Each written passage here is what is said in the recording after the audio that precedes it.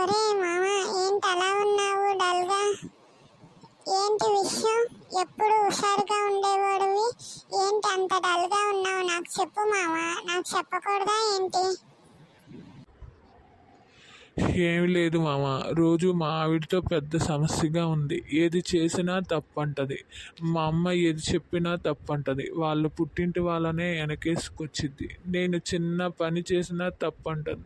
ఈ బాధల్లో భరించలేక సన్యాసం తీసుకోవాలనుకుంటున్నాను మామ. ఒరే బాబు, సన్యాసం తీసుకుంటావు నీ ఇష్టం అనుకుంటున్నావా ఏంటి? పెళ్లి చేసుకునే వరకే మన బాధ్యత.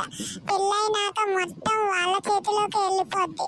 సన్యాసం తీసుకోవాలి అనుకుంటున్నా మీ ఆవిడ పర్మిషన్ కావాలి. అంతా నీ ఇష్టం అనుకుంటున్నావా ఏంటి? జుట్టు వాళ్ళ చేతికి ఇచ్చావు, నీ ఇష్టం వచ్చినట్టు నడవదు మామ ఇక్కడ.